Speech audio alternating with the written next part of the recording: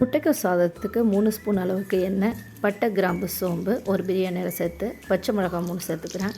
கூடவே ஒரு கைப்பிடி அளவுக்கு பெரிய வெங்காயம் அல்லது ஒரு பெரிய வெங்காயம் சேர்த்து நல்லா வதக்கிடலாம். கூடவே இஞ்சி பூண்டு விழுது. இப்போ 2 தக்காளி அரைச்சி அது கூட நான் சேர்த்து கொஞ்சமாக மஞ்சத்தூள், 1 ஸ்பூன், சின்ன ஸ்பூனில் 1 ஸ்பூன் மிளகாய்த்தூள், கரம் மசாலா 1/2 ஸ்பூன் சேர்த்துக்கிறேன். கூடவே தேவையான அளவுக்கு உப்பு சேர்த்து இது நல்ல பச்சை வாசனை போகிற வரையும் நல்லா வதக்கி விட்டுடலாம். இப்போ 2 கைப்பிடி அளவு முட்டைக்கோஸ் சேர்த்து இதை நல்லா வதக்கிக்கலாம். ஒரு 2 நிமிஷம் போல் இதை வதக்கிடலாம். 1 டம்ளர் அரிசிக்கு இந்த 2 கைப்பிடி அளவுக்கு நான் சேர்த்துருக்கேன். இப்போ டயட் இருக்கணும்னு கூட நினைக்கிறவங்க கூட இந்த மாதிரி காய்கறி அதிகமாக சேர்த்து ரைஸ் கொஞ்சமாக எடுத்துக்கலாம். இப்போ 1க்கு 2.25 அளவு நான் தண்ணி சேர்த்துருக்கேங்க. உங்கள் அரிசியை பொறுத்து நீங்கள் 2 அல்லது 2.25 கூட சேர்த்துக்கலாம். இது நல்ல கொதி வந்ததுக்கப்புறமா கொஞ்சமாக மல்லி இலை சேர்த்து தேவைக்கு கொஞ்சம் நெய் சேர்த்து 3 விசில் விட்டு எடுத்துட்டேங்க. ரொம்பவே நல்லா இருந்தது.